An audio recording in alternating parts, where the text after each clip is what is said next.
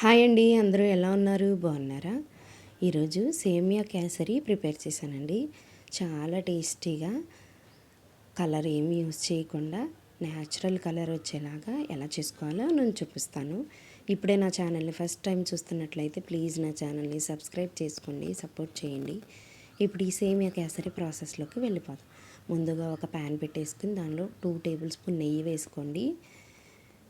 నెయ్యి వేసుకుని నెయ్యి కరిగినాక ఒక 10-15 జీడిపప్పులు వేసేసుకుని కొంచెం ఫ్రై అయినాక ఒక 10 సెకండ్స్ ఫ్రై అయినాక ఇప్పుడు కొంచెం ఎండు ద్రాక్ష వేసుకుందాం, కిస్మిస్ వేసుకుని ఫ్రై చేసేసుకుని పక్కకు తీసేసుకుందాం. వెంటనే ఇవి వేగిపోతాయి కాబట్టి ఇప్పుడు వేసాను.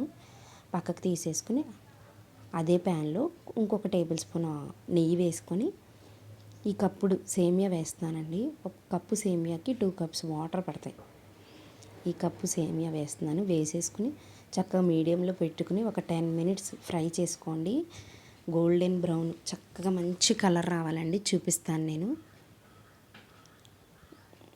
మంచి కలర్ వచ్చే వరకు వేయిస్తే మనం కలర్ వేయవలసిన అవసరమే ఉండకుండా చక్కగా మనం కలర్ఫుల్ సేమియా కేసరి ప్రిపేర్ చేసేసుకోవచ్చు. ఇలా కలర్ రావాలండి. ఇలా కలర్ వచ్చినాక తీసుకుని పక్కన పెట్టేసుకోండి.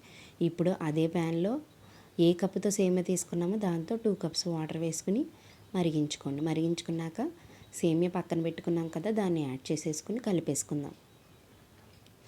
ఇప్పుడు కలిపేసుకుని మీడియంలో పెట్టుకుని ఒక 8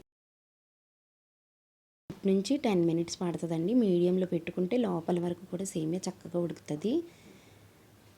మీడియంలో పెట్టుకుని ఇలా ఉడికిపోయింది, కొంచెం వాటర్ ఉందనంగా 3/4 కప్పు సేమియాకి 3/4 కప్పు పంచదార వేసుకోండి, సరిపోతుంది. మీరు ఎక్కువ తింటే కనుక 1 కప్పు పడుతుంది. వేసేసుకుని ఇలా కలిపేసుకుని మీడియంలో పెట్టుకుని ఉంచుకోండి. ఒక 1 టేబుల్ స్పూన్ ఇలాచీ పౌడర్ వేసేసుకోండి, మంచి స్మెల్ వస్తుంది. ఇలాగ మీడియంలో పెట్టుకుని ఇది ఉడికించుకోండి. ఇప్పుడు ఒక 5 మినిట్స్ పడుతుంది. రెడీ అయిపోయింది కదా. మనం డ్రై ఫ్రూట్స్ వేయించి పక్కన పెట్టుకున్నాం కదా, మీకు ఏవి అవైలబుల్ ఉంటే అవి వేసుకోవచ్చు. నేనైతే కిస్మిస్, కాజు వేస్తున్నాను. అంతేనండి, రెడీ అయిపోయింది.